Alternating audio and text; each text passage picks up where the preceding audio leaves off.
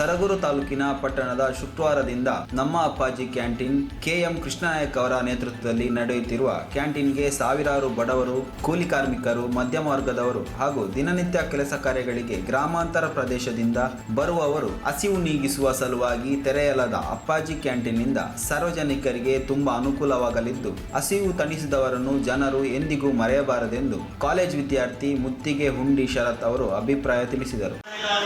ಅಪ್ಪಾಜಿ canteen open ಮಾಡಿ ತುಂಬ ಅನುಕೂಲವಾಗಿ ಮಾಡ್ಕೊಂಡಿದ್ದಾರೆ. ವಿದ್ಯಾರ್ಥಿಗಳಾಗ್ಬೋದು ಮತ್ತು ಬಡವರಾಗ್ಬೋದು ಒಳ್ಳೆ ಅನುಕೂಲವನ್ನು ಮಾಡ್ಕೊಂಡಿದ್ದಾರೆ. ನಾವು ಬೆಳಿಗ್ಗೆ 7 ಗಂಟೆಗೆ ಮಾಡ್ತೀವಿ, ಬಡವರಿಗೆ 8:30 ಗಂಟೆ ಆಗುತ್ತೆ. ಅದು ಬೆಳಿಗ್ಗೆ ತಿಂಡಿ ಮಾಡೋಕ್ಕಾಗ್ತಿಲ್ಲ. ಇಲ್ಲಿ ಅಪ್ಪಾಜಿ ಕ್ಯಾಂಟೀನ್ ಓಪನ್ ಮಾಡೋದ್ರಿಂದ ಬೆಳಿಗ್ಗೆ ತಿಂಡಿ ಮಾಡ್ಬೋದು, ಸಾಯಂಕಾಲ ಹೋಗ್ಬೋದು, 1:30 ಗಂಟೆ ಮನೆಗೆ ಹೋಗೋದು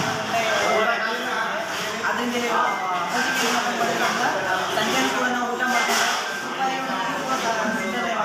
ಅದರಲ್ಲಿ ₹20 ಹೊಟ್ಟೆ ತುಂಬ ಊಟ ಕೊಡ್ತಾರೆ ಅಂದರೆ ಯಾಕಂದರೆ ಕಾಲದಲ್ಲಿ ₹50 ಮತ್ತು ಬೇರೆ ಬೇರೆ ಹೋಗ್ತಾರೆ 3 ಮನೆ ತಗೋತಾರೆ. ನೋಡಿದ್ರೆ ಹೊಟ್ಟೆ ತುಂಬ ಊಟ ಕೊಡ್ತಾರೆ ಅಂದರೆ ನಾವು ಇಲ್ಲಿ ಬಂದು ಹೊಟ್ಟೆ ತುಂಬ ಊಟ ಮಾಡಿ ನಾವು ನಮ್ಮ ಮನೆಗೆ ಹೋಗ್ಬೋದು. ಲೇಟ್ ಆದರೂ ಪರವಾಗಿಲ್ಲ, ನಾವು ಅಪ್ಪಾಜಿ ಕ್ಯಾಂಟೀನ್ ಇದೆ ಅಂತ ನಾವು ಮನೆಯಿಂದ ಒಂದು ಕಾನ್ಫಿಡೆಂಟಲ್ಲಿ ಬರ್ಬೋದಪ್ಪ.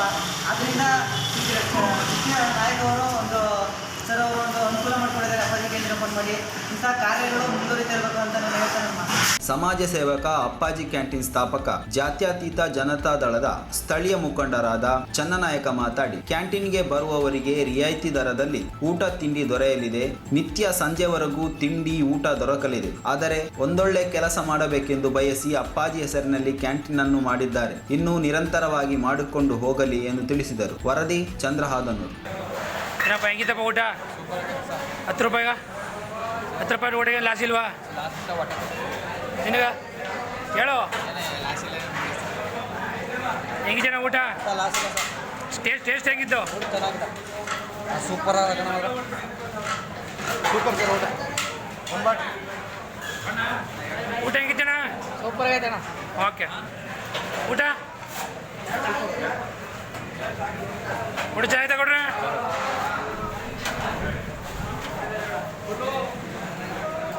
ಸರ್ ಊಟ ಹೇಗಿದೆ ಸರ್? ತುಂಬ ಚೆನ್ನಾಗಿದೆ. ಓಕೆ, ಇರೋದು ಹೇಳಿ, ಫ್ಯಾಕ್ಟ್ ದಾಟ್ಸ್ಕೊಬೇಡಿ. ಚೆನ್ನಾಗಿದೆ. ಓಕೆ. ಅಪ್ಪಾಜಿ ಕ್ಯಾಂಟೀನು ತುಂಬ ಜನಗಳಿಗೆ ತುಂಬಾ ಉಪಯೋಗ ಆಗ್ತಾಯಿದೆ. ಈಗ ಯಾಕೆಂದರೆ ಈಗ ಯಾರೋ ಎಲ್ಲ ಒಂದು ಹೋಗಿ ಹೊರಗಡೆ ಹೋಗಿ ಕೂಲಿ ಮಾಡ್ಕೊಂಡು ₹50 ಊಟ ಕೊಡ್ತಾರೆ. ಸೊ ಅದು ₹50 ಅವಶ್ಯಕತೆ ಇಲ್ಲ ಇವತ್ತೊಂದು ದಿನ. ತುಂಬ ₹10 ತುಂಬ ಎಲ್ಲರಿಗೂ ಈಗ ಕಾಡಂಚಿಗೆ ಬಂದಿರೋ ಜನಗಳಾಗ್ಬೋದು, ಸ್ಕೂಲ್ ಮಕ್ಕಳಿಗಿರ್ಬೋದು, ಕೆಲವು ಸ್ಕೂಲ್ ಮಕ್ಕಳುಗಳು ಊಟನೇ ತಂದಿರೋದು. ಸೊ ಎಲ್ಲರೂ ಒಂದು ಮನೇಲಿ ಒಂದು ₹10 ಕೊಡೋ ಒಂದು ಇಸ್ಕೊಂಡು ಕಿಚನ್ ಕಡೆಯಿಂದ ₹10 ಒಬ್ಬರಿಗೆ ಹೊಟ್ಟೆ ತುಂಬ ಅಂತ ಒಂದು ಒಳ್ಳೆಯ ಕೆಲಸ ಕಾರ್ಯಗಳು ನಡೀತಾ ಇದೆ. ಇದೇ ಥರ ತುಂಬ ಜನಗಳಿಗೆ ತುಂಬ ಒಳ್ಳೇದಾಗ್ತಾಯಿದೆ. ಈ ಕೋಟೆಲ್ ಮಾಡಿದ್ರು ಕೋಟೆಲು ತುಂಬ ಒಳ್ಳೆಯ ಅನಿಸಿಕೆ, ತುಂಬ ಬೇಡಿಕೆ ಈ ಥರ ಇದೆ. ಇದು ಒಳ್ಳೆ ಥರದಲ್ಲಿ ಬಂದಿದೆ, ಮಾಡ್ಬೋದು. ಇದರಿಂದ ಇದೇ ಥರ ನಡ್ಕೋಬೋದಲ್ಲ, ಮತ್ತು ಇದೇ ಥರ ನಡ್ಕೋಲ್ಲ? ಖಂಡಿತ ಇದೇ ಥರ ನಡ್ಕೊಂಡು ಹೋಗುತ್ತೆ.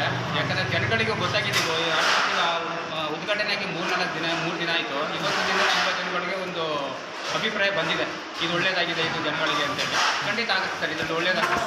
ಮದರ್ ಡ್ರೀಮ್ಸ್ ರೂರಲ್ ಮತ್ತು urban education development society, Shri Mailara Lingeshwara nursing college Chitradurga, Shri Anjaneya Swamy ಪ್ರೌಢಶಾಲೆ ಕಡ್ಲೆಗುದ್ದು ಇವರ ಸಂಯುಕ್ತಾಶ್ರಯದಲ್ಲಿ ರಾಜ್ಯ ಮಟ್ಟದ ಗ್ರಾಮೀಣ ಮಕ್ಕಳ ಕನ್ನಡ ಸಾಹಿತ್ಯ ಹಾಗೂ ಸಾಂಸ್ಕೃತಿಕ ಸಮ್ಮೇಳನ 2022-23 ಇದೇ ಬರುವ ನವೆಂಬರ್ 19ರಂದು ಶನಿವಾರ ಬೆಳಿಗ್ಗೆ 10 ಗಂಟೆಗೆ. ಸ್ಥಳ ವೀರಯೋಧ GS ಪ್ರಭಾಕರ ಸಭಾಂಗಣ, ಕಡ್ಲೆಗುದ್ದು, ಚಿತ್ರದುರ್ಗ ತಾಲೂಕು. ಈ ಕಾರ್ಯಕ್ರಮದ ಸಂಪೂರ್ಣ ನೇರ ಪ್ರಸಾರವನ್ನ ನಮ್ಮ ತುಮಕೂರು ಮಾಧ್ಯಮದಲ್ಲಿ ಪ್ರಸಾರ ಮಾಡಲಾಗುವುದು. ತಪ್ಪದೇ ವೀಕ್ಷಿಸಿ.